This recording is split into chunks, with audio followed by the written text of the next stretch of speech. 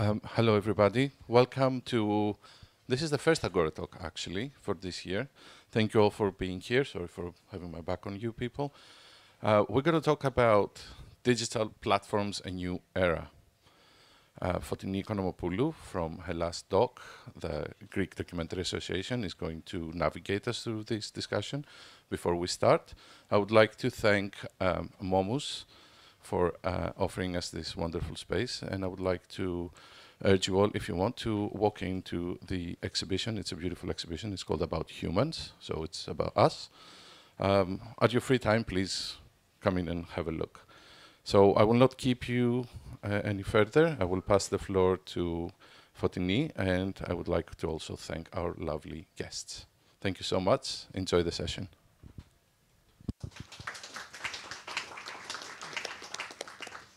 Thank you, Thanos. Ευχαριστώ, Θάνο. This is the first Agora talk and my first talk as a moderator. I've never been in this situation anyways.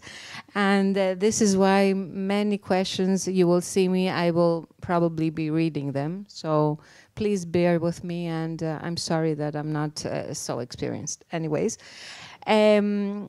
So I would like to welcome everybody on this talk. This is an initiative from the Greek Documentary Association in cooperation with a festival. After 7 years going to continuous in La Rochelle, in the sunny side of the dock, we as association, our main how can I say, question was that in the last 2 years, we had a lot of platforms coming to our stand and a lot of people from that industry. And we were like questioning what's going on. Something is happening here. Something is changing. And we're not very, we don't understand it. So because we as Greeks and our Greek industry, and especially directors and producers wanted to know a little bit about it. This is why we're having this talk today. So I'm a producer. I'm board of the member of the Greek Documentary Association. And I would like to welcome here everybody on this panel that we're going to make this discussion is Dilan Karadağ from, I will say Max, not HBO. Okay, Alexandre Marionneau, Head of the International Coproduction Society and Culture Department of ARTE France.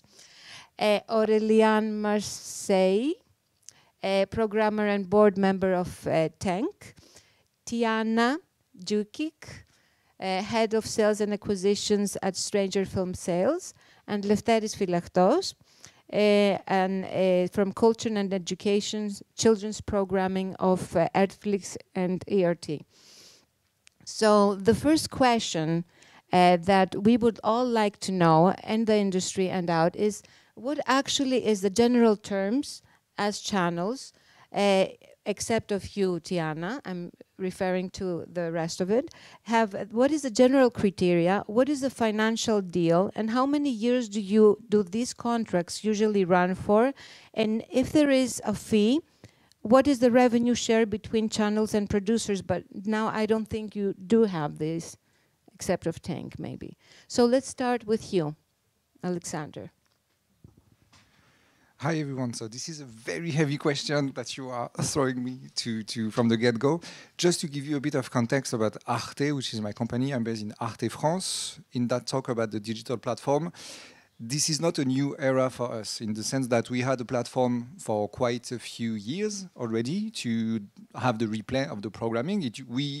Like ARTE is like 33 years old now, so we started as a television broadcaster, regular, just like every broadcaster around the world, and then we had to adapt, and we made a replay catch-up platform, and now it evolved like a few years ago, and to really sum it up super quickly, we have now the television broadcast, the linear, and we have the non-linear broadcast with one platform, arte.tv, and everything that we do, and some of the things that we co-produce and that we buy specifically for the non-linear on a YouTube. So basically it's like linear, arte.tv, and YouTube. So I just wanted to have that as a starting base of what I'm talking about. I need you to repeat that question. That was way too long to make to make sure that I can understand. About the contracts? The contract.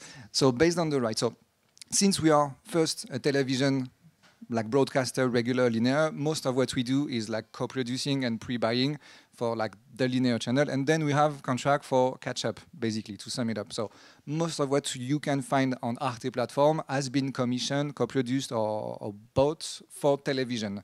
But some of the stuff we do acquire specifically for the platform. So since ARTE is complicated because we are in France, we are in Germany, in many places in Germany, and in Strasbourg, we don't really. It's complicated to find common ground, but basically, when we decide in ARTE France to make an acquisition for the non-linear only, so only for the platform, usually it's contract from 6 to 12 months. The way, I mean, the fee is always different depending on how fresh, should I say, is the production. If it's something that's like less than 2 years ago, we are willing to pay a bit more. If it's more something in the back catalog of like a distributor, we would probably do like a package, so it's going to be like different. So it's very complicated to give you a fee, but it's usually acquisition, and it's designed to target the back catalog. Yeah, but is there, like you say, I know it's very difficult to say about the figure, but if you say that what is the biggest and what is the smallest, maybe we can know the range of it, you know, maybe it's 1,000 to 50,000, it's 2,000 to 100,000. What is the range, so, as you know? Yeah, I would say that to give you an average should be between like 1,500 to 2,000, 200 and 500, like if I have to put it in. If it's something really fresh and something that's really in line with the editorial policy, we are willing to pay a bit more. Depends also with ARTE on the territories. This is another part of the question. So ARTE, we are broadcasted live in France and Germany, but the non-linear rights that we take are usually for French-speaking Europe and German-speaking Europe. That's the minimum that we take. But by extension, ARTE is available in the world, basically, but we are... geo-blocked. We are geo-blocked, but we are in capacity of having program in 6 languages, so French, German, English, Polish, Italian, and Spanish. So basically, if you add all of those languages all together, it's 70% of Europe speaking in their mother language. So we have all of that as a possibility. So if we want to take 6 languages, obviously we are going to pay more. So that's why giving you the range is really... No, this is helpful for us to know. I mean, the range is it's okay. It's okay. Yeah. And as for the criteria, so we are, I mean, specifically like, in reality, television first at the moment. So it has to match what are the editorial policy of ARTE as a broadcaster. So now the editorial policies are the same in ARTE, the television. What you can see on ARTE and what you watch on arte.tv or YouTube, it has to be the same. So I mean, I can, if you give me like 10 minutes, give you the full range of all of the editorial policy, but I don't think that's the point. But the idea for the criteria is it something that could have been made for ARTE, basically? So in my range, in my department, I do international co-pro for what we call society and culture. So it's investigation, recent history, society, we have geopolitics, we have a bit of culture, but in a very specific way. We have La Lucarne, which is the experimental strand. So it has to be like compatible with what we do. It can't be something completely exotic to what ARTE is. So you're saying that if you have a co-production, it goes automatically to the platform. Automatically. The contracts now, I think for every broadcasters in the world, like if you have a contract for like a television channel, it has to include like catch-up rights, however you want to call it, free VOD, AVOD, whatever. Like, it's part of the deal now. Okay, thank you very much. And I will go to Dilan with the same question. Now it's Max. I'm saying we're all very eager to know things about Max, since it's a merging of HBO, Warner, and Discovery. So we're very, very interested to see what you have to say. Yeah. Hi, everyone. I'm Dilan Karadağ from Max Turkey. But here today, I'm representing Max Turkey original documentaries, but at the same time, CEE documentaries. So it's a dynamic process. The merge is so big, so many brands have come together in one big umbrella under Warner Bros. Discovery. So this brings so many opportunities and collaborations, but the main structure remained the same actually. In terms of content deals, not much has changed. We still buy regionally, just like before, and each region has its own approach. And the selection process for documentaries change from the region to region. Each country has its own a way of deciding. For example, we have Turkey for original documentaries. We have Central Eastern Europe, Poland, Spain, France, and other countries will follow. And in general, we look for strong storytelling, high production quality, and unique perspectives. And we always consider both local and global audience. And right now, documentary series are more popular. So we also work with one-off films, but generally we work with documentary series. And the financial deals, again, depends on the territory. Some films are fully financed by us and we keep the rights forever, but others are co-productions. In that case, we keep the rights around 10 years. So there is no fixed rule. We look at each project separately and try to be flexible. The important things for a filmmaker, identify the right territory for their stories. And we work with different models like pre-sales, co-productions, accusations, original documentaries. And the goal is to find the best content and reach out our audience. Thank you. And how we can apply, for example, but how we can do this? Maybe one has a project that wants to apply for Max. How we do that? I think you can reach out directly to us, to producers. You can connect with me. I can connect with you to other territories. You can find the people on LinkedIn, in online. We are all open for this kinds of connections. And there is no deadline to, yes. It's all year yes. round. Yes. Okay. Mm-hmm. Thank you very much. Now, let's go to Lefteris Fylaktos and ERTFLIX. I think there's some common points with ARTE, as I see, but you will tell us more. Of course, but first I just want to point out that we did not agree on wearing black, all of us. This is a coincidence, and I don't know if it signifies anything, but maybe we can take a poll later if it's a good thing or a bad thing. So yeah, ERT shares a lot of common let's say ways of working with ARTE. In a nutshell, there's 3 ways for something to make it to ERTFLIX. It's either our own production, it's either a co-production or an acquisition. When it's our own production, evidently it's something that we have full rights for, and it's not even geo-blocked. When it's a co-production, then usually the co-productions that we participate in is through our film fund program, which means that we usually get 3 runs on free-to-air TV during 18 months, and then some months during that period that it's free VOD. And then with acquisitions, again, it's either 18 months or 24 months of a license period, that within that period we get we get like 3 to 6 months of free VOD and some catch-up rights and maybe some quick repeat rights. When it comes to the criteria, the range in our case is really it's humongous. It's like everything, because I mean, I'm going to make it a little bit more specific about documentaries here, because that's the focus, obviously. So we accommodate on ERTFLIX feature films that they have. Basically, it's about everything: history, society, human stories.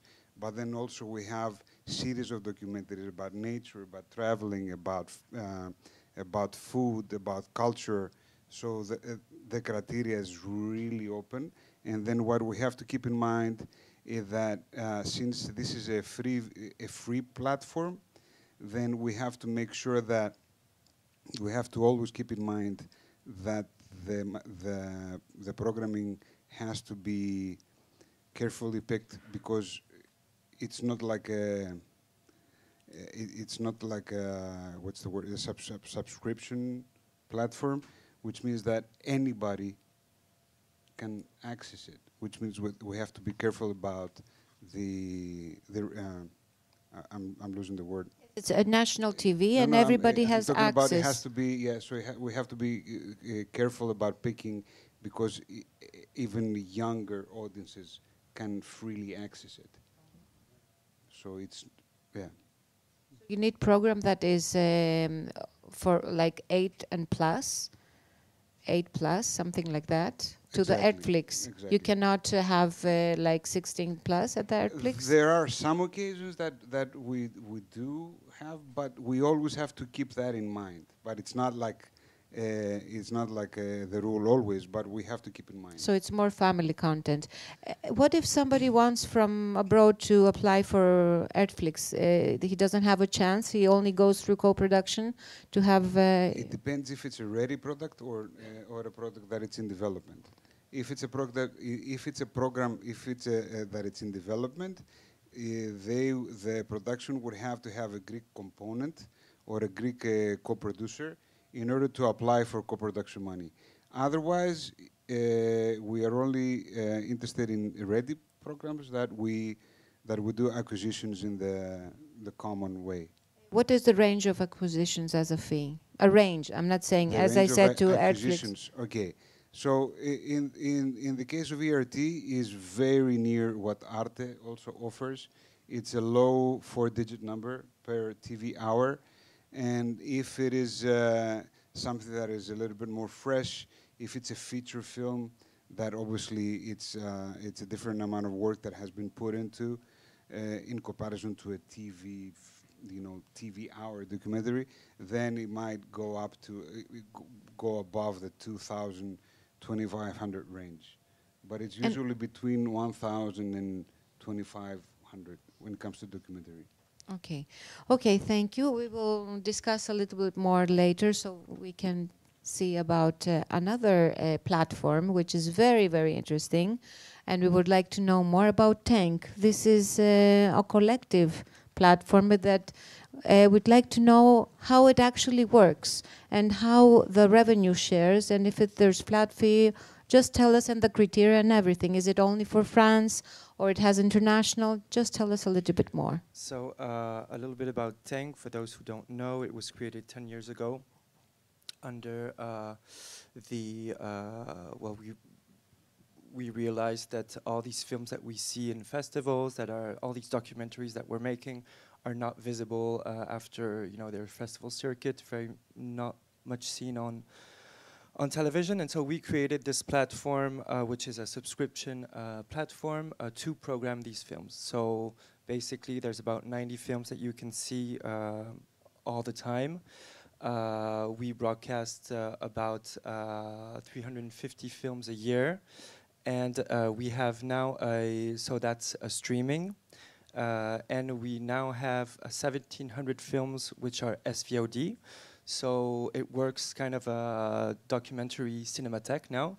We have 1,700 titles available, who are available to people who also do not subscribe to Tank. And this was all made in the beginning with the ambition to work to become a broadcaster, a French broadcaster. So since 2020, Tank is a French broadcaster, so it allows French producers, if you have a deal, co-production deal with Tank, to get money from the Audiovisual National Fund. So there's two sides. There's the acquisition side, where we broadcast films. The deals have just changed, but it's from 4 to 12 months. It's only for French-speaking Europe, so Belgium, France, Luxembourg, and Switzerland. It's non-exclusive, and for shorts, it's flat fees, but we're always, it's 4 to 12 months. So the shorts, it's 250 euros, and the feature-length films, it's 350 euros. So that's not a lot of money.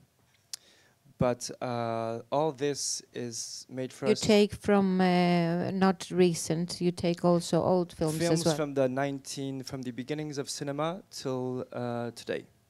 So it's very carefully curated. So there's the coup de cœur whenever there's an event, such as Vision du Réel, Clermont-Ferrand. We have films which are screening also in the festival, which we screen on the platform.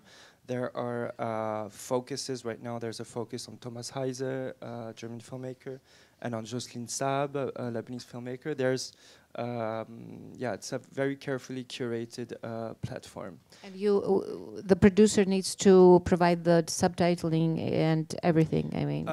So everything is available in French. So we don't have a lot of budget for subtitling, but we always manage to find subtitles somewhere. And then I can talk to you more about the co-production side. Yes. So we engage in about 15 films a year. Tank has post-production facilities. So there's a sound mix auditorium, which is the only one in this south eastern region of France. It's really top state-of-the-art sound mix auditorium. There's color grading facility and sound editing facilities. So it's like an in-house. It's not money. The co-production is more kind of. Oh, it is. It is. So we have 5 calls for project a year. We always partner with either medias or different territories. Like one call for projects is with Mediapart, which is a big independent French media. There's another call with a region in France. There's another call with local TV in the southwest of France. And films are selected. The deal, it always depends on the partnership we have for the call for projects, but it's in kind. It's about, I have the numbers here.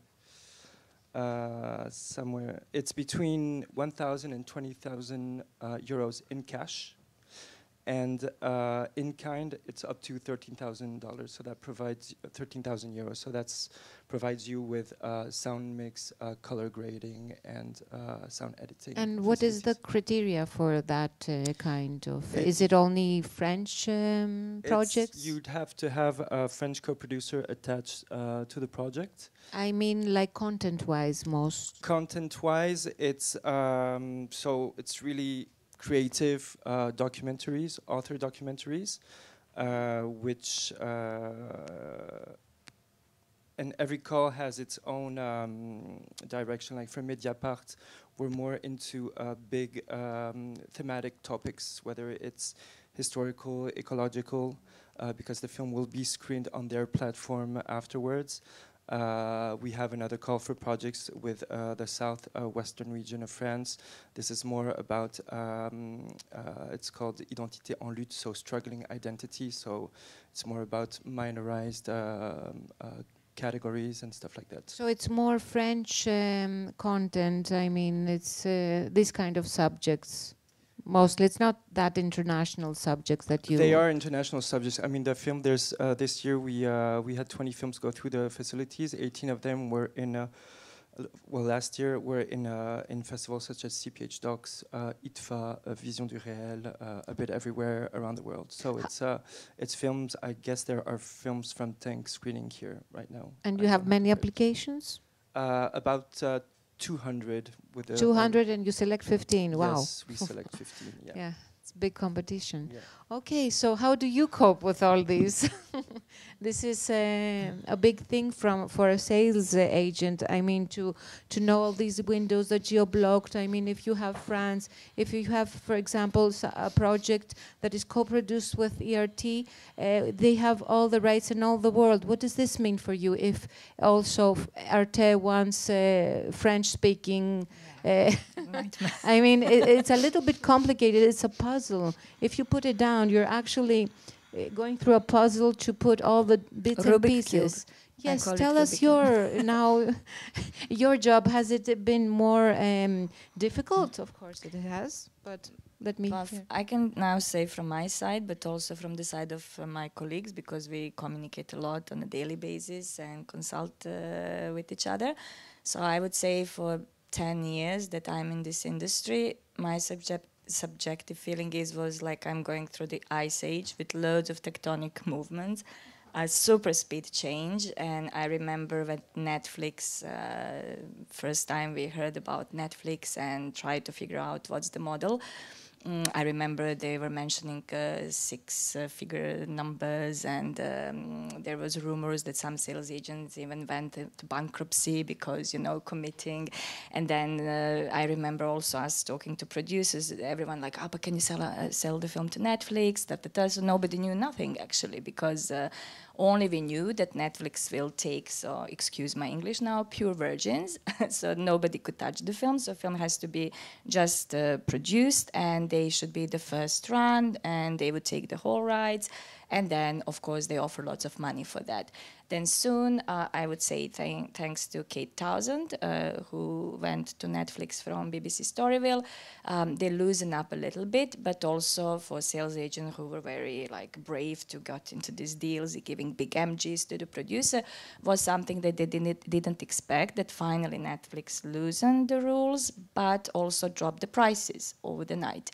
And then I remember these talks to the producers that basically we don't know today is this thing, but maybe until we speak next time at the next forum, the rules will be completely different. So I'm mentioning Netflix because that was the first one with some concrete money that was at the table. And then soon it was like a mushrooms everywhere. Each territory we were receiving offers from basically everywhere. Usually nobody had money, so it was like a charity work, and we were completely lost what to do, how to believe what's going to happen with our film. And now, thank God, after this ice age, I would say we came to some peaceful, normal situation where we know when finally broadcasters, if I may say, swap these catch-up rights for digital screenings. And so we know ARTE, for example, so I wasn't aware that much of a Greek platform, but also BBC, they have their iPlayer. So we used to it. Basically, every television now is taking those rights. But also, I try to explain to myself and also to the producers, because I'm speaking now to you. Just try to explain like we explain to ourselves. All these changes we survived, basically, from black and white television to video clubs, video cassettes, DVDs. That is, in a way, it's a video club that you can, or with the DVD rights, you can buy, you can rent, you can have it forever. So I would say now it's more peaceful. We know what are the rights, we know what are the prices. The only thing is when they keep changing it, like now ARTE, I'm so sorry, but with this additional languages, really complicated things for us if we are taking film that ARTE co-produced. Basically, we are blocked for any sale to the UK because they are taking English language. So, for example, if you have offer from iPlayer, we can't do it until ARTE has its broadcast, and 6 months, I think we need to wait for that. Yeah. So this is something that I hope we will little bit crack and negotiate, that's something that also broadcasters will be open during this co-production stage to strategize, actually to facilitate, because it's in our own interest for these films to be seen and to live. So, yeah.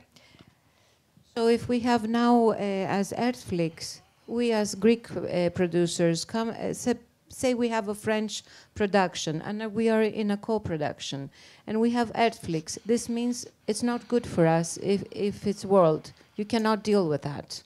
Yeah, but we can always, everything is negotiable. So the good thing is that we are negotiating now languages. So, for example, you can have Netflix, some program will be only in France in French, without any subtitles, but again, for some programs you will have Bulgarian, Croatian, Swedish. So this is something that we can when we are selling from territory to block some languages, etc., etc. And I would say Mubi is a good example of that. They are not here, but with them we easily can make these deals. So actually the problem is the language. It's not that it's free and it's not geo-blocked. It's mostly the language to it. Yeah, I mean, what's the point if you have, for example, the White Lotus, Max, in Swedish in Bulgaria? I mean, so nobody can watch it. Yes, so I don't know why they would buy. I'm saying about English-speaking documentaries, for example. These yeah, but it's not the case that everyone is speaking English again, you know, like I have loads of friends who can't even follow with subtitles, with English, you know, like, so it's not, everyone preferred to watch it in their own language with the subtitles of their own language. I just want to clarify something. There is that ERTFLIX, when it comes to co-productions, is geo-blocked. Yeah. So the rights are so this for is good the to Greek know. territory. Yeah. Okay. Yeah, yeah. So this is good to know for everybody. And also their holdbacks are in game. So there are loads of things, and that's why I think sales agent is crucial when it comes to that, to make this Rubik Cube to work. And yeah. But because of this new digital platforms and this new era, as we say it, it's good that producers come before to you so they can schedule somehow where to sell, how to sell, and what is best. Yeah, it would be desirable. It will be, yeah, before, yeah. It's better than doing it by themselves. Yeah, because I mean, they care just about finances. They need to finance their film, so they really don't get into these languages or 6 months here, holdbacks. So, but for us, it's really crucial to continue working. Great. I want to ask something at Dilan. What about the shorter versions of the documentaries? Do you accept shorter versions for like 12 minutes, 15 minutes, maybe? We prefer shorter yes, version. Actually. Shorter version, yeah. yes. So we have so many data how people watch documentaries, and we see that audience habits are changing, and people have shorter attention span. So we are trying new formats and lengths, and we prefer episodic storytellings, and each episode ideally 30 minutes. 20 minutes, but it depends on the story. Sometimes we use still long forms, one-off films, but we also explore shorter, more dynamic storytelling styles. We try new editing styles. We add some music. We do documentaries like some music clips. We try so many things because this is a jungle actually, and people so hungry for content, and you put there something and they binge in one night and you don't have anything. So each region has a different strategy. So some projects include extra digital materials, like for social media, for example. We try to make more engagement, more interactive styles, and but the goal is the same always. So to make documentaries easier to watch and more interesting for today's audience. But have you seen this has rise? I mean, the shorter version series have rise than before? Yes, yes. Mm-hmm. The same in ARTE as well, or?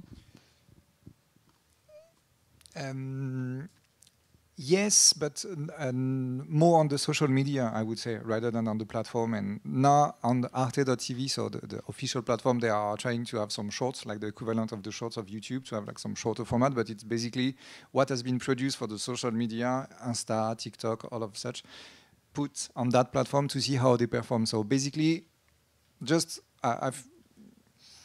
is the idea? Yeah, shorts are a part of like a bigger, like a way of seeing like one documentary, whether it's like feature, whether it's like short series, whatever. Like you have to put it on the linear at some point, then on ARTE.tv for the catch up and more, then on YouTube, and then to make sure that it's viable to like a broader spectrum of person getting access. Yeah, you put also like part of it, like re-editing of it to social media. So in the end, with the exact same content, you get to touch like a broader spectrum. So in itself, shorts are not exciting for us as documentary commissioner, but it's more like part of a broader strategy. Just to give you like numbers, like I think the average age of like the audience of Arte, the television channel, is something around like 65 years old. The average on the platform is like 55 years old for the exact same content. On YouTube, the average is 40 years old. So basically with the exact same movies, content, documentaries, like you get to reach the span of like 2 generations more or less. And then I don't have the numbers for like Facebook and TikTok and all such, but it's obviously a bit younger. So this is with one good content, one good documentary, whether it's in-house, co-production, whatever, acquisition for the department that do acquisition. You try to broaden the reach of the person that you can touch. So you take the cost of re-editing and placing it. Yeah. And placement. Absolutely. And you have also done this in the contract with a producer if it interests you. It's not the fact that it's in there for everything. If it interests you, you say, okay, we will have this re-editing and this use. Yeah, it's just like Tihana said, now like there are so many cases that you can't have like one contract that sums it all. You have to like really clearly see, okay, for example, when we do acquisition for the non-linear only, we know that the team in Arte Europe, so the one that deal with all of the new languages, they might be interested in having, let's say, like that documentary series in Spanish only because it feels relevant to Spanish territory. So in that case, like we had a line on the contract, then the team of, let's say, Instagram, like Arte Instagram in Spanish, like they say, okay, let's do something. So then they get in touch with the production or like the distributors to see how can we do something. So there's all of those like particular cases that makes your work extremely complicated now. But that has to be done because just like you mentioned, like digital platforms, like, yeah, it's not about like, it's not about so many new digital platforms. It's just like so many media in itself now. Like you have to be on every platform possible to kind of exist and to push your content to the person that gets to access. And how about ERTFLIX? About this with the new media? And I know those short versions is like maybe 20 minutes long or 15, not shorter, or I'm mistaken? Well, again, it's the same situation with Arte, more or less, which means that we always have to keep the needs of the free-to-air first. So short formats is not very easy to handle on a free-to-air, on our free-to-air. But also, it's a very complicated situation because each country and each platform has different standards. For example, we have this short film funding situation that has been going on for 25 years.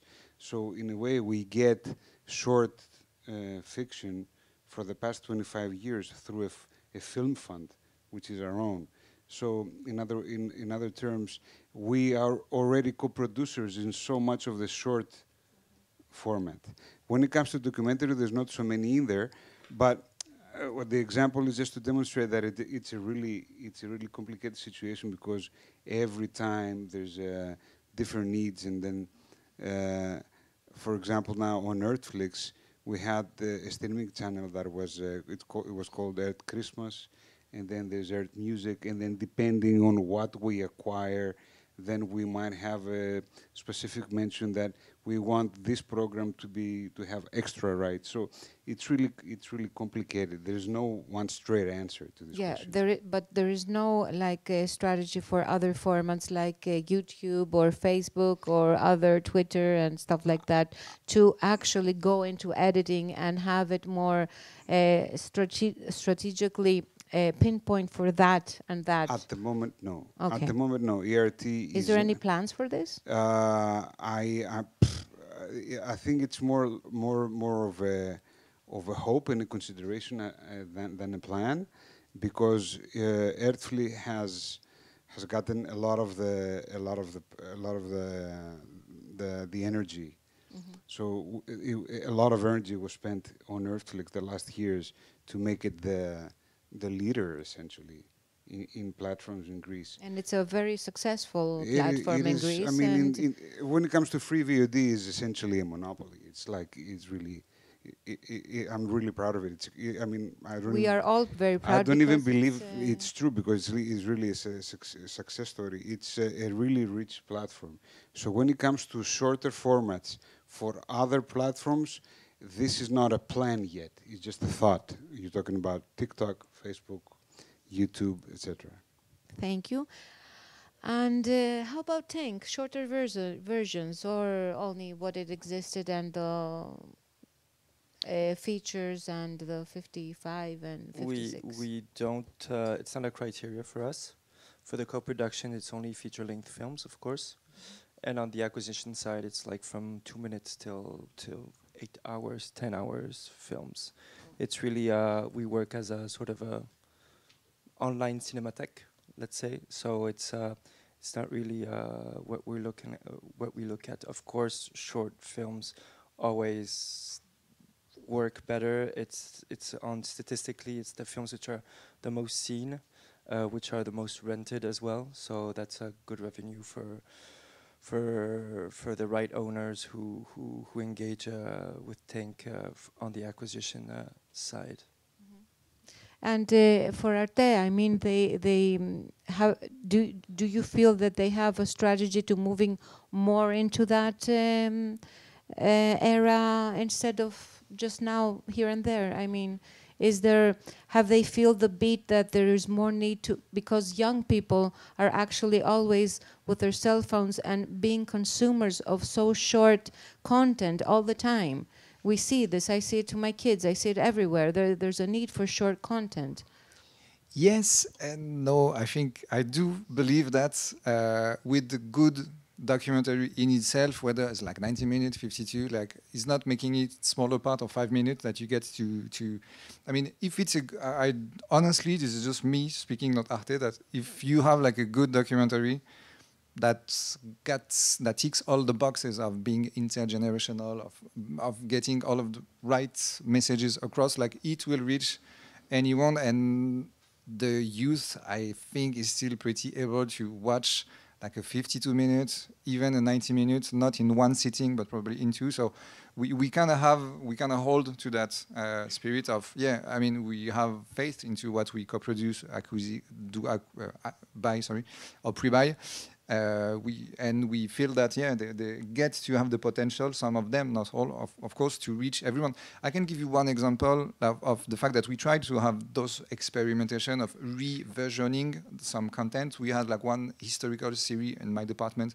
It was a three time 52 minutes that already went on the air, and we had the team make 6 times 20 minutes out of the same material to have it on other platforms like YouTube, but also but see, 20 minutes is not exactly social media as a format. Like you don't get to watch like 20 minutes of like Instagram content. So it's just like it ended up being raising more questions than offering like possibilities of development, because in the end we already had like the original series with the original format on YouTube that did well with good numbers. So the team in YouTube say, what are we going to do with like the exact same thing but in 6 parts? Like it's gonna be the same title, the same stuff. It's gonna just like mess with what they do. Also, the algorithm of YouTube, as you may know, doesn't really like shorter formats, or at least the one like in Arte, like everything that we post is like 52 minutes or 90 minutes, or there's the need to feed that beast with like longer versions, so like shorter format don't really work on that platform. So we ended up finishing the experiment, but it was not exactly conclusive, and we are not sure that we can like follow that road of development. And so the reversioning in itself seemed like a good idea, but like when you are facing the reality of, yeah, we have basically like two things that are the same but just cut different, I make it easier. It's obviously not just that, but then it ends up adding a lot more issues to the mix. So I don't know, like I'm not entirely speaking just for myself in here, but we have a department in ARTE France that is dedicated to co-production only for the digital. Then they get to be creative, they get to co-produce, especially for TikTok, fiction, documentary, you name it. Like they do stuff like on Twitch as well. So all of the platform. So there is a dedicated department to really have the brain power to have better ideas that we, as like regular commissioning editors and like broadcasters, basically in the core, like we try to focus on what we know we can do, which is hopefully making good movies that have the potential to reach like intergenerationally. And if we want to target specifically a younger audience, there is one department that is probably more fitted to having the tools and the good reflexes on that. Thank you very much. Very good to know. I would like to ask you, Tiana, what would you say to documentarists? What would you advise to make it more their content more appealing to platforms? It was something we were discussing before, so I would like you to share your thoughts about this. Yeah, we were discussing it. No, but I just got a little bit now when we said we like shorter forms, but then again, Dilan said that people just swallow a series of 8 episodes, 1 hour long. So either we are just binging and endlessly, or we are so it's something I never thought before. Yeah, but I don't know how can somebody make film more appealing. I can just say what from my experience is selling better, and platforms are quite good platform for that. I mean, public broadcasters always, they need to have something which is relevant to their audience. They are publicly funded, so they can't take something completely out of the sphere of the point of relevance to their audience. But with these bigger platforms, what I actually learned that we like stories. We really like stories. So storytelling is crucial from my point of selling. And then like what we were mentioning, for example, Murakami, who is a writer, can have a completely Japanese topic or whatever. It's in Japan and it's nothing relevant to Norway, but it will be translated everywhere in the world because the story is good. We all like good stories. And I think that films that were quite successful prove that. So, for example, one of my favorite films was Painter and the Thief, which was an amazing story. It won the Sundance. It ended up at platforms. And then the sequel, the next film from the same director, Ibelin, which is now on Netflix. For me, it's such a good example, and we all spoke about it, and the sales agent outlook, Stephanie, we agreed that sometimes they also need to step away from this, what is commercial, what they think that's commercial, and from time to time to put such a great film, which is with great storytelling, because it proves that people are watching. And Netflix rates were really, really high, and somehow it gives hope to the audience when they click Saturday evening at 8 o'clock at the prime time. Wow, the documentary was really good. Maybe there is another documentary, maybe I should give a try.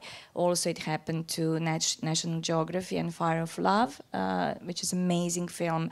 And I know like people from my surrounding who know that I'm working with documentaries would ask me, oh, is there anything similar like that, you know? But they wouldn't find, because they will buy one film like that per year. You know, usually this is a series, this is something what, I don't know, realities, houses, hotels, whatever. But here we are creative documentary industry, we really need to help each other in that way. So I think that filmmaker can't make his film more appealing. He will do what he needs to do. But yeah, we as an industry, so it's good to talk like this. And yeah, but I think that also it's good from time to give a chance to something that is not that commercial, because it proves that, and especially if it's a good story, it's gonna work. So you answered my question. I was going to say about the commercial. Yeah. If it's we actually need to have commercial films on platforms, or we're more. Yeah, these are those two rules. Either it's relevance or it's commercial. And I wanted just to comment on Alexander when about. So I lost it because we moved, but it stuck to me, like, and about the prices and about the languages. So, for example, we were working with Mubi on many titles, and the price were like 2,000, 3,000 or so. And of course, the term plays the key role, like for how many months and But we never managed to appeal of that threshold. But then, because the founder of Mubi, he's from Turkey as well, and there was one film with a Turkish angle that he wanted to take only for that territory, and it was so important to him, but the film was also interesting to some other players, and then we finally, so it's not a secret anymore, and the rights expired, so I can tell. So in the end, we got 20,000 for that one, which was completely unusual for Mubi to offer that. So, you know, so this is either it has to be commercial, whatever commercial it is today, or it has to be relevant. So I would say that when producers want, or directors independently wants to sell their film, they need to think about that. They need to know that landscape, because the film that will be work for Tank wouldn't work for Apple TV, for example, or a film that works for Mubi or Cinematheque, which is also a French platform, wouldn't work for iPlayer, probably, you know. So that's something they need to inform themselves. And not to try with Amazon and Apple TV and say, it doesn't work, they would never take my film, because it's not true. And they other can still platforms we can work out, and except from Netflix and Amazon and the big ones. There's a lot of, I think, opportunities out there. Dilan, how's with Turkey the content? I mean, do you have limitations about what you acquire because of Turkey, and or you can acquire whatever you like?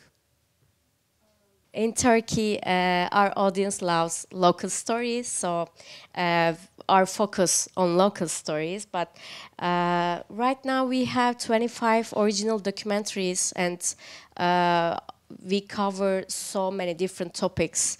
Some focus on nightlife, for example, taboos in Turkey. Others explore ecological issues in Turkey. But with the launch of Max, we have so many new opportunities, and we want to reach out our original documentaries to global audience. At the same time, we want to try some global stories in Turkey. So this year, we are focused on true crime series. You know, true crime is so popular, and also celebrities' biographies are so popular, and we never done this before, and we have so many true crime stories in Turkey. We tried this genre for this year, but also we always open high-end niche categories on documentaries.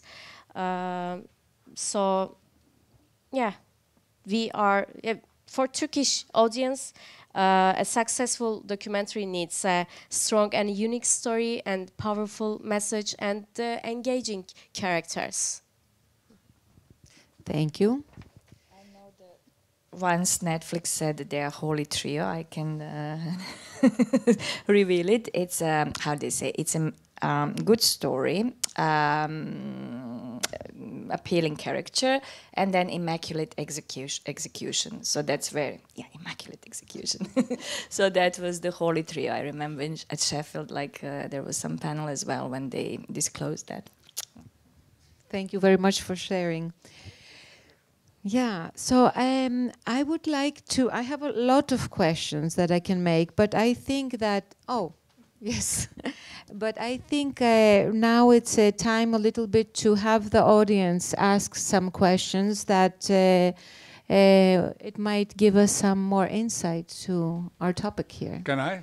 Yes, of course, Jan Rofkamp. Okay, I'm a more or less retired sales agent, a documentary sales agent, and I had I saw on Facebook a while ago a friend of mine, a producer from Germany, who said that my film was on German television, and they just told me that in 4 months after the screening they had 500,000 clicks. 500,000 people saw my film. So I said to him, "Did you get anything for that?" Maybe 5 cents per click. Then it was quiet on the phone. Then I heard the German equivalent of shit, Scheiße. My question is this idea of revenue share in the long term maybe an idea? Because broadcasters have always bought license fees for linear, and then they started to take rights more and more and more, but they don't really pay for it. extra on the license fee. To me, it's my experience. Maybe today has changed. Maybe, Tiana, you know a little bit more about this. But my question is this an idea for a future revenue possibility for producers and filmmakers? So who would like to, Tian? Maybe somebody who gives money. Yeah, I don't know what platforms with revenue shares do actually give you money, actual money. If But you it know. depends from platform to platform. Sometimes, usually, we never see a penny, so that's and we know that. But still, we want. And then with these sort of platforms, we will work only for films that are at the end of their life. You know, so we just want to prolong it a little bit and give a chance. So for us, flat fee works always better, and also now you can make this prediction, you know, how a film is gonna work. So somehow we became experienced, so we can make more skilled those deals. But I would say that every sales agent would go for flat fee. Doesn't matter how high that flat fee is, but at least it's some respect to this work of director. And sometimes these films took lots of courage, lots of sweat, lots of fears, lots of, you know, so many. It's out of respect. I think everyone should pay at least symbolical service fee. I'm talking about the regular broadcasters who take the rights. Yeah, The regular but that's broadcasters. that's what I said. Like, I'm not here to that's on them. But About the clicks, for example, in YouTube, that they have so many clicks, and yeah, maybe Arte could say something about this. But I mean, shouldn't YouTube be the one giving the money then, since they are the platform? I mean, the contract that we have are just all the time free VOD, so we don't put advertising because we are public service, so there is technically no revenue on our end. If I'm just talking about like Arte, and by extension, I guess France Télévisions, which is also like a French public service, so there is no revenue to share. They are just, they are numbers, not just like, it's important to make numbers, but they are part of the global broadcasting that is today's environment. Now it's not only like television, so you probably know, and in every country I guess it's the same, but there is like droit d'auteur, how you say that in English? Like author rights, like yeah, that's after like a TV screening, like the author gets to get a check depending on like the strand where the movies have been broadcasted and so on. So we would be more than, I know that on Arte side there are talk like to get YouTube to advance on the subject or possibly sharing and like acting as a broadcaster. But the discussion on their end, to my knowledge, I'm no part of that conversation whatsoever, but to my knowledge, like this is a conversation that don't really move forward because they don't really intend on doing so.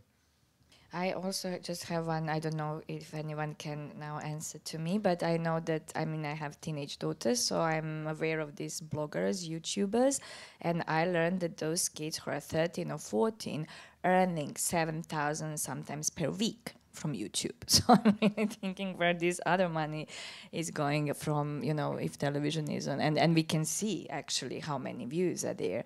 So that's something that I don't understand, that anyone can, with camera, can create the content and be super rich after a month or two. So I don't know, it's something that I still didn't crack how it works, but we all constantly hearing, yeah, there's no money, there's no money. There's no money. I think in YouTube it depends on what country you are, and it goes with percentages. I don't really know about it, but I know some YouTubers here in Greece that they get their money out of just advertising products. Yeah, this is how they get their money. I'm not sure that they're getting it out of clicks of the YouTube platform and revenues of that sort. But yes, if it's, I think if you have already paid a flat fee for it, and it doesn't have any revenues from the platform as ERT, and I'm sorry, ERT, I'm saying Arte, then there's no possible way, Jan, to get some revenues out of that. Instead, you just have your film satisfaction, yeah, so that...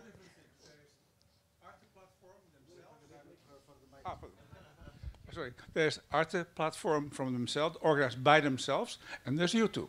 I understand the situation with YouTube, but Arte platform is themselves, so they count the clicks. Yes, but we don't put advertising, so like it's kind of the same reason. It's still a free VOD.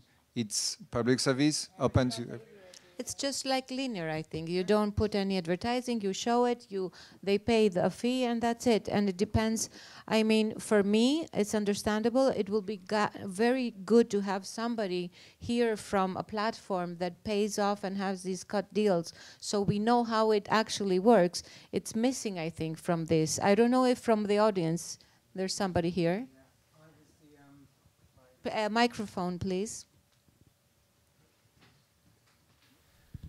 I was the first commissioner of original content on Little Dot Studios, which is a London-based organisation. I wanted to mention you, sorry. Yeah. I wanted to do this as a little case study. So basically, Little Dot publishes, I mean, I haven't worked there for a few years, but I think around 6.5 billion views of video every month. And the basic deal is they do a 50-50 revenue share on anything that goes onto their network, and they've got, I think now about, this is very rough, they've got maybe 50 or 60 channels, but they're doubling that now, and they're a really kind of effective YouTube distributor. So you get a 50-50 deal, they squeeze juice out of old programs that have long been forgotten by the makers, but some of them just really catch. So basically, that's a whole other area here that's not BVOD, broadcast of video on demand, which is what you're talking about, and it's not just out there on YouTube, it's actually generating commercial revenue, and I think that's a really important area, and in terms of their kind of reach, and it's far superior to most of the broadcasters, because that's all they do, YouTube channels, and they know how to exploit them the best possible way. So I think that's a really important part of the picture of what we're talking about now. That's very nice. We're having you here, and you can answer some questions we have. So, no, please keep the microphone, because I have another question. Okay, sorry. So you have a lot of, this platform has a lot of documentaries, and the people get revenue out like a 50-50 deal? Yes, I used to commission original content for the specialist documentary channel, which is called Real Stories. But they've got many factual channels. History is a very big area for them. Science is quite big. But the main thing is... So I also was a commissioner at Channel 4 for 13 years. The big problem with Channel 4's on-demand service, which was actually the very first in the world, 2006, was that it's a very small shop window. So as a broadcaster, having just one player is unhelpful, whereas someone like Little Dot that's got 125 channels, it's got 125 shop windows, so it's much easier to reach people. Otherwise, you're really struggling to promote from a very narrow space. But it's a successful platform, isn't it, at the moment? Which one? The Little Dot. Little Dot's very successful, yes. I mean, it's... and people see revenues out of it? Yes. And how can on a 50-50 basis. And how can we apply if somebody's interested to apply for the documentary? Well, effectively, it's just an acquisition process, but they're more interested in acquiring full libraries than individual films. Oh, so because it's a lot of paperwork for one film. They do it sometimes. So I noticed they've recently acquired the follow-up to the Michael Jackson documentary about Neverland. There's a follow-up one, and they seem to be distributing it, which I think is quite unusual to focus on a single title. But generally, they buy up big... So individual cannot come to you, to this company? It's not me, because I don't work there anymore. No more, but cannot individuals can, but I think it's more likely if you've got a bit of a library that you can sell, because it's just, it makes the paperwork more worthwhile. Okay, thank you very much. No worries. Thank you.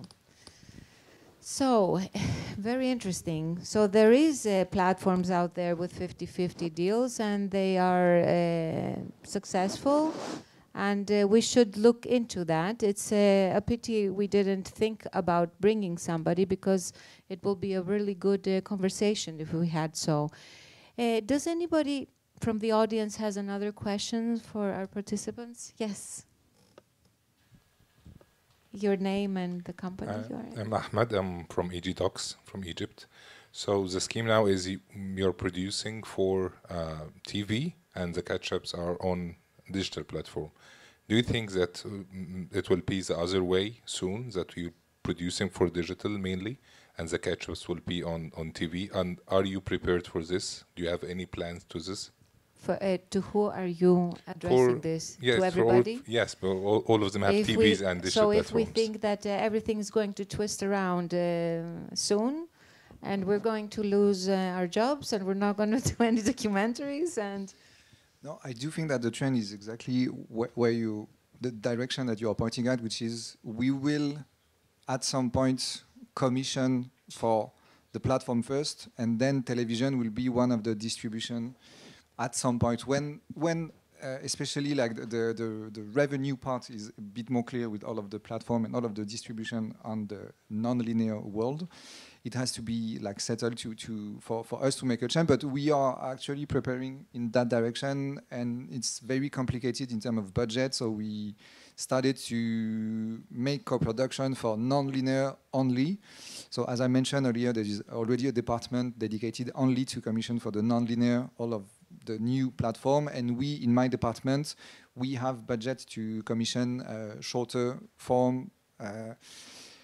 Okay, not to give too many examples, but we try to do that, and it's like non-linear only, and sometimes it's like non-linear first, and then if it's relevant, we broaden the scope of the broadcasting to the linear. It happened once before, but we are slowly progressing on that. But as it is now, we are not ready to completely change the paradigm of the budget that we have, and we can't give the money that we put on the linear co-production pre-buy to something that's for the non-linear only, because we are not ready for that change. But I do think that this is the horizon.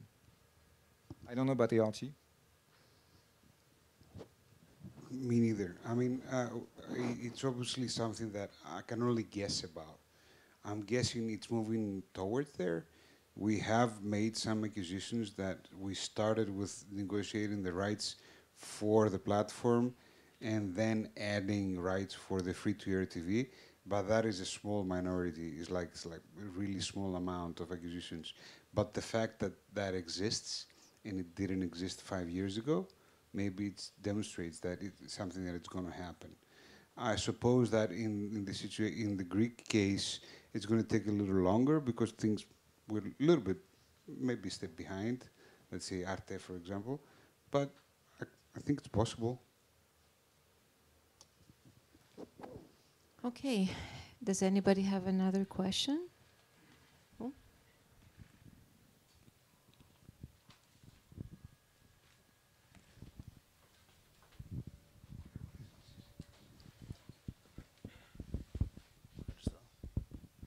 Hello. I'd like to ask about your name and yes, Andreas Yadimas. What about the film rights? How to deal with each platform? What comes back to the producer? To who you are addressing this? To anyone. Okay. The film rights, if you have a feature film for theatrical release and you have, for example, a co-production with with ARTE, or you have an acquisition, what actually is the case? The acquisition. The acquisition. Because, yeah. Can anybody answer this? I guess it's me. But I mean, we elaborated that each film, each territory is very different. So, you know, I don't think there is a simple answer to that. So it's very customized thing, and we need to know the situation of your film. We need to know who is already on board, you know, if you have any broadcaster already attached at the moment when you want to sell it to digital, or digital platform, or for you to make original content or to co-produce. So it's so many options out there that, yeah, I advise you then to either consult with sales agent or to get, if you are in the situation that you have something that some of the platforms is interested.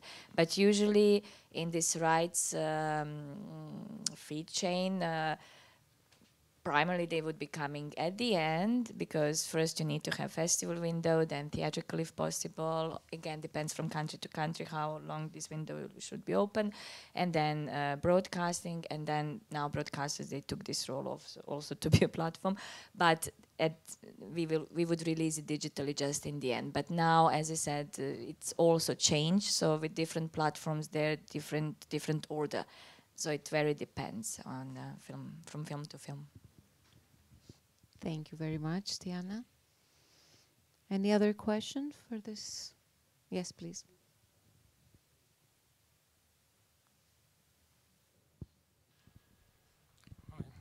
Thanks.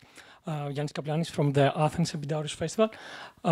Great discussion and great insights. I was wondering about the fee, because you mentioned it's like 1,000 or 2,000 for the platforms for ARTE, for example, or ERT, and isn't this a quite small margin of the whole kind of value of your of the product? So since you are also involved in co-producing, in some way, don't you somehow diminish the value of your own product by, I guess the market, this is the way it works, but I was wondering how you could also boost the value of the product by offering sort of higher.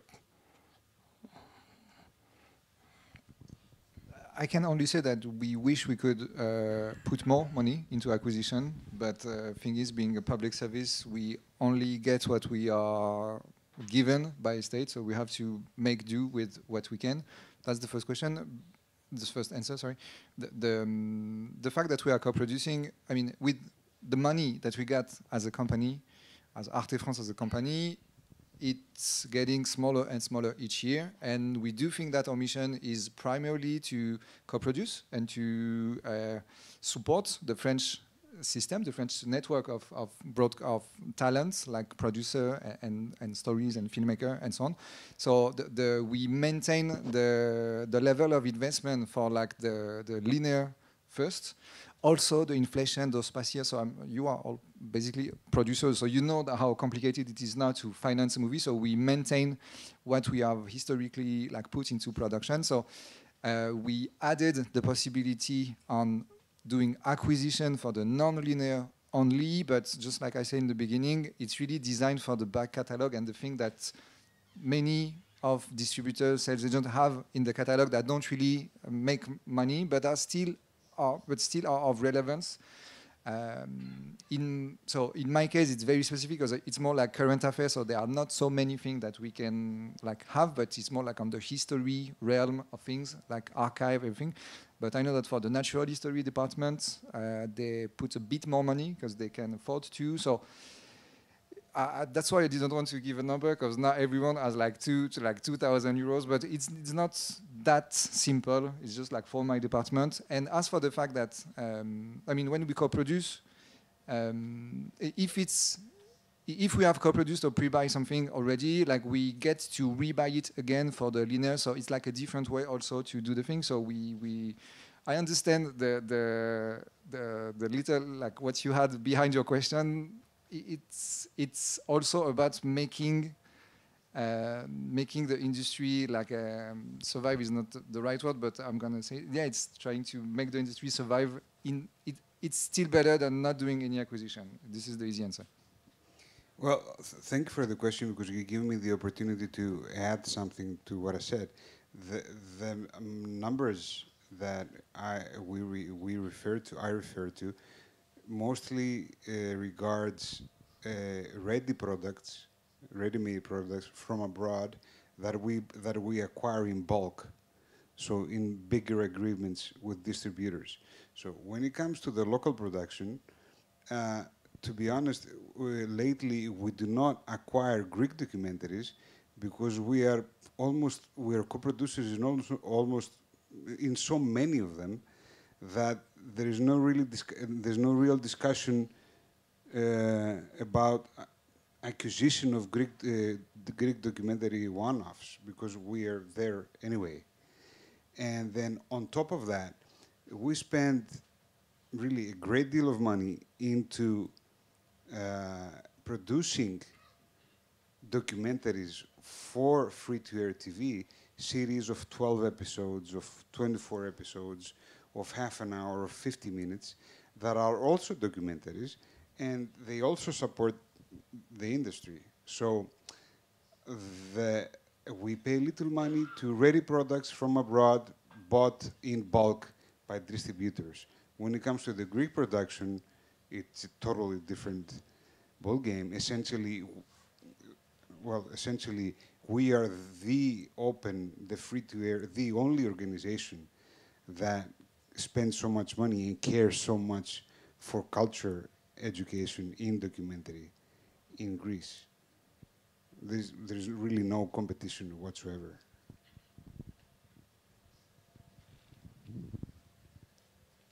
Does anybody have another question? Truls Lee from Modern Times Review. I was just wondering, is there any statistics between the linear screenings and the one on platform? I mean, in an average documentary, in ARTE or in ERT? I mean, is it 10% when it's interactive later, or is this changing from a couple of years ago a lot? It's getting a bit more complicated to make that comparison, because the linear broadcast, like, you get to have the number of that one broadcast at some point. So if it's prime time for ARTE, sorry, it's going to be, let's say, like, I don't know, like 1 million person have seen like that documentary.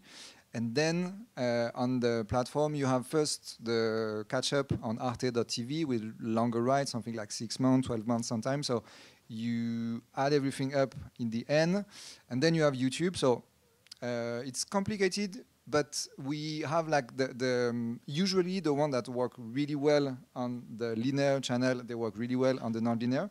I have a few numbers prepared, so I can give you a few. So we had, I don't know, last year something about IKEA that was slaughtering the forests, like in all of the bad ways. It was like 90-minute investigation, very good one. It did very well on the linear channel. I think something like 800,000 person in France only have seen. I don't always have the German number in my head, my apology. And after the first run of catch-up on Arte TV, it was 964,000 K. And on YouTube, it was 2.8 million views on all of the YouTube channel. So I'm not sure if you can really compare, like, if you put them on the table, it doesn't really mean the same thing, but still, it was a very good number. I can also give you the example of one geopolitical 52 minutes that was whose name was Russia, China, Iran, the Revenge of the Empires. I don't have the numbers of the linear broadcasts, but I only have the non-linear, and like YouTube was 6.3 million. So this one was a big hit on YouTube because it was timed at a very relevant moment. So even if the broadcast like necessarily was not above the 1 million mark, but it doesn't mean that it's not a success. So that's why, like, comparing things and giving proportion, like, we try to not do that anymore and try to have all of those platforms comparing inside the platform instead of like between each other, because they have a different design. They are designed differently and they reach to a different audience. So yeah, the portion of like live and catch up for us is not as relevant as it was a couple of years ago. Well, I guess I have to answer this as well, right? So it is a complicated issue, but also I have to stress the difference in numbers. So we're talking about a really smaller market than ARTE. So the whole population is 10 million people here, okay? So ERT consists of 3 TV stations, ERT1, ERT2, and ERT3. The average of all of them is 10% of the TV share, right? So 10%. 10 million people, 10% is 1 million people. 1 million people, not 1 million, 10% of the viewers is watching ERT. And the number I'm going to give you is ERTFLIX regarding fiction, because I don't have the numbers ready for documentary because there's much smaller. There was such a number, I don't remember exactly, like, I don't know, 1.6 or 2 million visits on ERTFLIX for a specific fiction series. So it depends on the product, but generally it seems that there is a lot of potential on the platform when it comes to accessibility, to reachability. Sorry, I don't have facts for documentaries, because then again, documentary is a big issue. I mean, with fiction, you have long cycles, running, repetition, and then a one-off documentary is going to be in the thousands, definitely, not in the millions, but still. Any other question? Yes. Thank you. I wanted to ask to anyone. Your name? Byron Chrysovergis. What's the role of VR productions, cinematic VR or VR documentaries in this new era of digital platforms? I mean, if you have any considerations or an opinion on the matter. I don't know if there's a VR. It's a very different medium. ERTFLIX, there's, yeah. We're not prepared for such an answer. That's okay. That's helpful. Thank you. Yes, please. Just to give you something a bit more elaborate, there is a department in ARTE that does that. So, but it's like different person, different economy, different way of pitching, like seeing. So, personally, I'm not the person to have any formed opinion on that subject. Sorry. Yes. I just wanted to ask whether you can see a market emerging for digital-first content.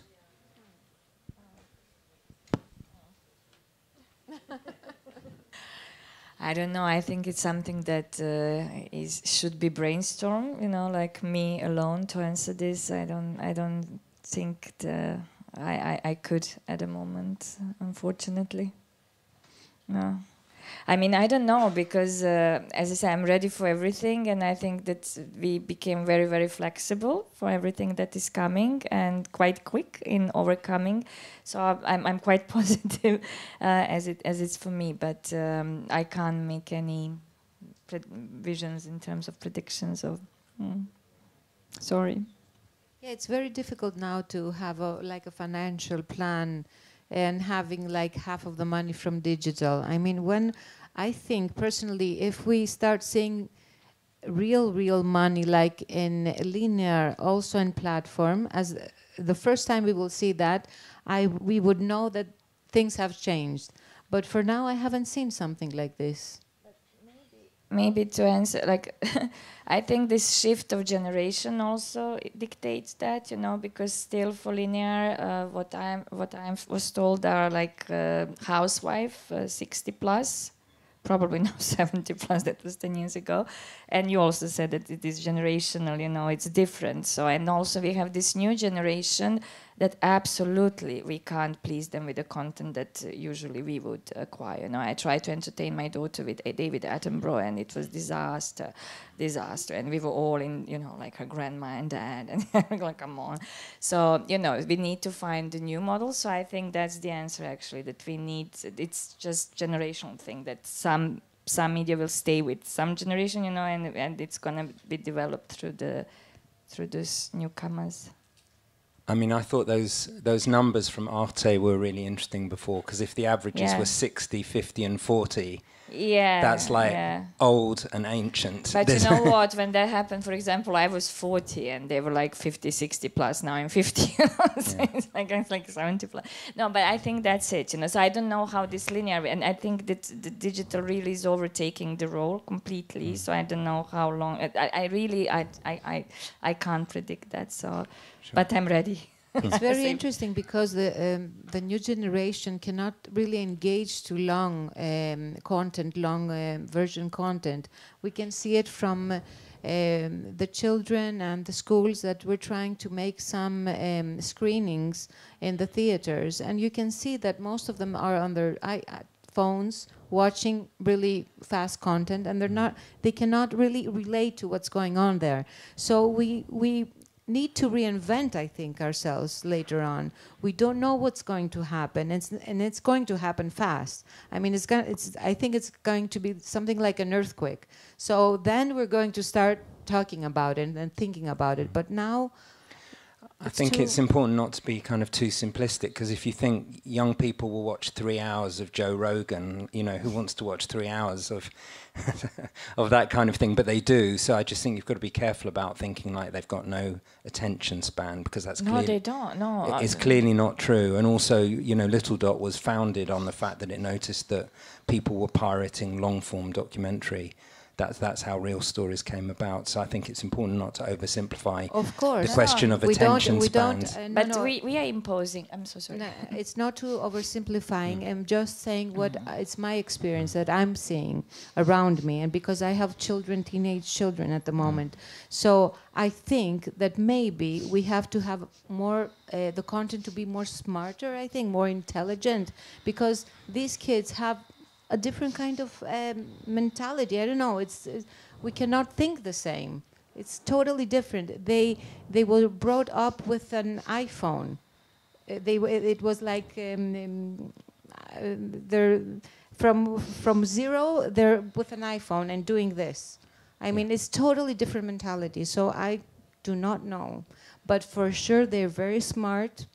I'm telling you, they're very smart, and we need to have something for them, really. Well, that's why I raised the question of digital first content, yes. because clearly that whole audience from 40 down we've almost ignored, and it's really important to find the right way of speaking to them. Anyway. Yeah, sure. I think it's happening. I mean, for that audience, you cannot find them on free-to-air TV, and there's no point looking for them there. No. And it's not a matter. I don't think it's a matter of long format versus short format. Is where content is consumed, and depending on where content is consumed, which is so ever-changing at the moment, because you know it used to be Facebook, now it's TikTok, then Twitch, and then this and that, and you just have to. We have to, or whoever produces content has to adjust to the medium. Yeah, but it's so sorry. But it's happening already. So I think in 20 years from now, maybe there's going to be a similar panel with our kids, and someone's going to ask, "Oh, should we maintain free-to-air television?" I think it's going really fast. I mean, that's the $1 million question, isn't it? $64 million question is who's actually going to be providing this content. Will it be broadcasters or completely other? No, but I think the digital media is more liberal, you know. When I was growing up, we had this cartoon at 7, you know, and everything was, the main editor was choosing for us and ta-ta-ta, so, you know. So I was lucky to have Truffaut, for example, in my school program and stuff like that. But I was also working as a programmer for children documentary slot, and then I learned this big lesson that actually we should stop imposing at what we think it would be, especially if we are parents, you know, to make these kids more intelligent, because I think that everyone knows that film Boy with the Red Balloon, where also 3-4 films, 400 Blows, where these kids are just wandering through the cities, and they are wandering, and they are wandering. And then I had a ADHD boy in my neighborhood. I invited him because that's how I was testing these films, and he was watching some film, maybe some of you know, it's a documentary in Berlin. It was a Berlinale. These are just kids walking, opening the fridge, going to see what is down in the street. Then they find Mein Kampf. Ooh, that's a dangerous book. They leave, and then they wander. And I acquired that film because this boy was watching it like this and was like, what's happening? What's going to be next? What's going to be next? And then everyone said that I'm crazy. Like, they said, what is this film about? We can even edit the trailer out of it, you know? But that was the most watched film by, you know, so and we think they need wildlife, they need history, they need this, they need education. So no, they just want to wander through that. So it could be 1 hour, you know, it could be 90 minutes. So I think that maybe, yeah, and with digital, it's more liberal landscape. You know, it's not that imposed. And then I think that's going to be the indicator soon with this new. I don't know if I answer a little bit this question, but I think maybe we should stop thinking what's better for young kids from our perspective. I just feel the urge to add something that is not related 100% to the documentary industry, but mostly to the public television world. I think particularly the Northern Europe is already digital first in so many ways, because it is part of the responsibility of PBS all over the world to reach everyone that they have to serve. So there is a number of examples of TV stations putting digital content out there where it's been consumed. For example, ARTE, which is the first, das Erste, in Germany, created a TikTok news program. So they had like a TikTok spin-off, they had a TikTok-like application where they presented news for younger generations. SRF in Switzerland, they aired news for 18 to 24 on YouTube every morning at 8 a.m. And Yle in Finland, they had like a fiction stories for teenagers addressing depression first through their platforms and with actually with all this interaction in the script writing. So PBS has been actually present in this digital first scheme. I have more examples in Japan. They came up with an application to enhance children's self-confidence. It was called Superhero. There's a number of examples. So I mean, there's tons of it going on. I mean, you know, excuse me. There's tons of it going on amongst PSBs so all around the world, and it has been for a while. Yeah. But so let's see it's not documentary, but it's this new era as reinventing ourselves as something new. Let's be positive about it, not so much eager because we are at the moment. It was very nice having all you in this panel. We really enjoyed it, and thank you for being here. And wish the best for the future. What can I say? Thank you.